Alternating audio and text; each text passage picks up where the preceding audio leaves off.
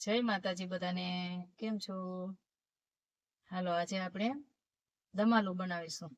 અમે કેવી રીતે બનાવીએ છીએ એની રેસીપી આપું છું. અમારા દમાલાની અંદર નથી કોઈ એવા ગરમ મસાલા, સાદું અને સિમ્પલ, ને છતાંય બધાને ખૂબ ભાવે એવું સરસ મજાનું દમાલું બનાવીશું.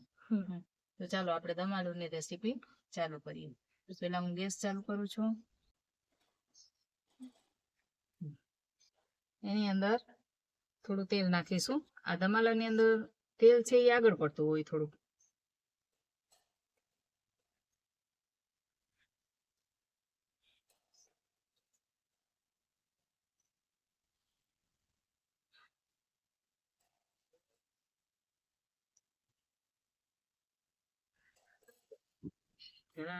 આટલું તેલ તો જોશે.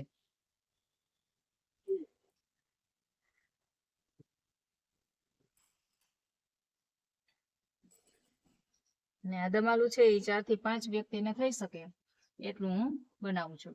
જો એના માટે આ નાની નાની બટાકી લીધી છે, એને બાફી અને તૈયાર રાખી છે.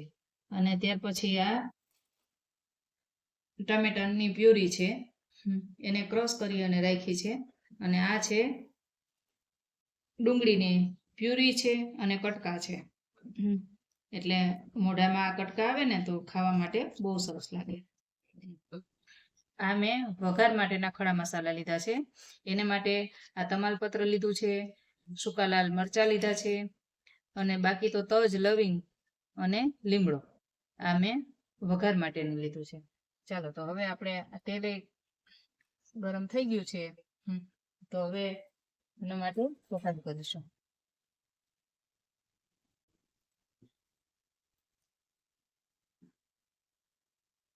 ઘણાના ઘરમાં છે ને એ બટાકી તળી અને પછી એના ઉપયોગમાં લે છે, પણ અમારા ઘરની અંદર એટલું બધું તળેલું ને નથી ખવાતું. આ તો આ જે દમાલું છે એનામાં થોડુંક આગળ પડતું તેલ હોય તો મજા આવે, એટલે મેં થોડુંક વધારે તેલ નાખ્યું છે. નહીતર તેલનો ઉપયોગ છે આ તળેલી વસ્તુ ઓછી ખવાય છે, અને એમાં પાછું ઉનાળો છે એટલે આપણે એમાં બટાકી છે એ તળીને ઉપયોગમાં નહીં લઈએ. રાઈ તૂટી ગઈ છે. હવે આપણે એમાં જીરું નાખીશું.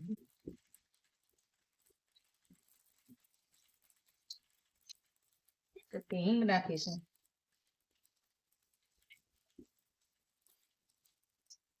હવે આજે મેં તમને ખડા મસાલા બતાવ્યા છે એ મસાલા નાખી દઈશું. અને હવે આ ડુંગળી છે એ વઘારી નાખશું.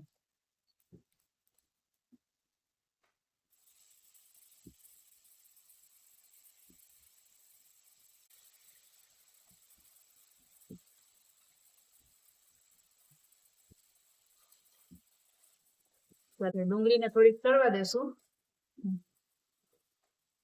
સબ્જીનો કાચો સ્વાદ છે એ ઓછો થઈ જાય પછી આપણે એની અંદર ટમેટો પ્યુરી નાખશું. આ ડુંગળી છે ને એને મેં અધકચરી રાખી છે, એટલે એકદમ પ્યુરી નથી કરી. તો મોઢામાં ખાવા માટે થોડાક બટકા આવે ને તો મજા આવે. એના હિસાબેથી થોડી અધકચરી વાટી છે. હવે એની અંદર આપણે ટમેટો પ્યુરી 5 ટમેટાની પ્યુરી છે, અને 4-5 ડુંગળી હતી, એની ગ્રેવી કરી લીધી છે. હવે આની અંદર નાખી દેવાનું છે. હવે આને પણ ચડવા દેશું. આ ગ્રેવી છે એ આટલી થઈ ગઈ છે. એમાંથી તેલ છૂટું પડવા આવ્યું છે, થઈ ગઈ છે. તો હવે એમાં પ્રોટીન મસાલા નાખીશું. તેમાં નાખશું આપણે ચટણી.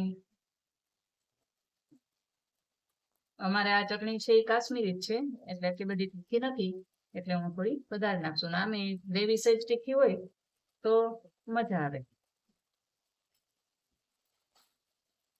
હળદર,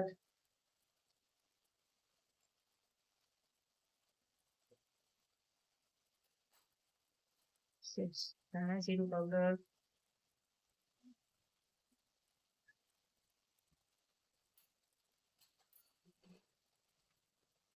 નાખીશું થોડું સિંધાલું મીઠું.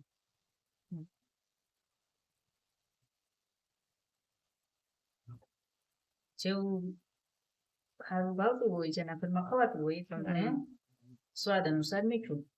ચાલો હવે આ ગ્રેવી થવા આવી છે, હજી થોડી વાર એમાં ચડવા દેશું.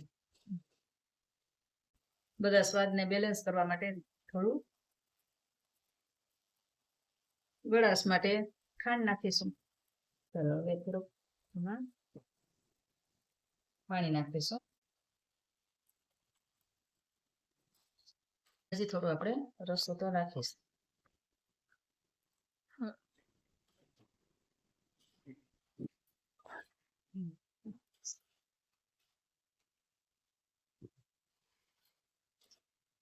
હવે ઉકળવા દેશું. હવે આ સ્ટેજ ઉપર આપણે થોડું ચાખી ટેસ્ટ કરી લેવાનું. જો કોઈને થોડુંક ખટાશ પડતું ભાવતું હોય તો એમાં થોડુંક લીંબુ નાખી દેવાનું. અને નહીતર આ ટેસ્ટ બરાબર જ છે. અને કોઈ ખારું થયું હોય, કોઈને ચટણી ઓછી લાગતી હોય તો આ સ્ટેજ ઉપર તમારે નાખી દેવાનું. હવે આ ગ્રેવી ઉકળવા માંડી છે તો આપણે આ જે બટાકી બાફીને રાખી હતી ને એમાં કાંટા ચમચીની મદદથી થોડા કાણા પાડી લેવાના, એટલે આપણી ગ્રેવી છે એ અંદર સુધી સરસ મજાની જાય તો ખાવામાં એનો ટેસ્ટ મળે. હવે હું આ બટાકીને બધીને આની અંદર નાખી દઈશ.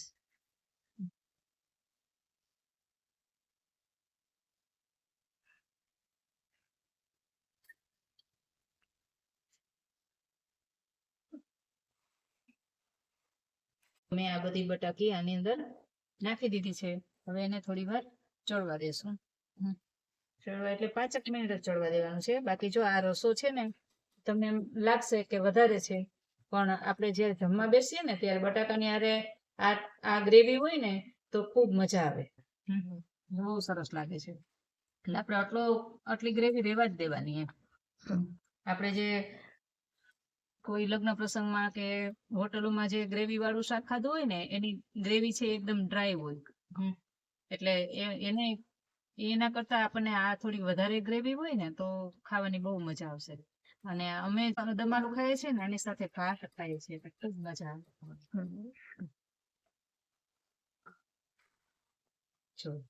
મને થોડુંક મીઠું ઓછું લાગે છે, નમક, એટલે હું થોડું નાખું છું.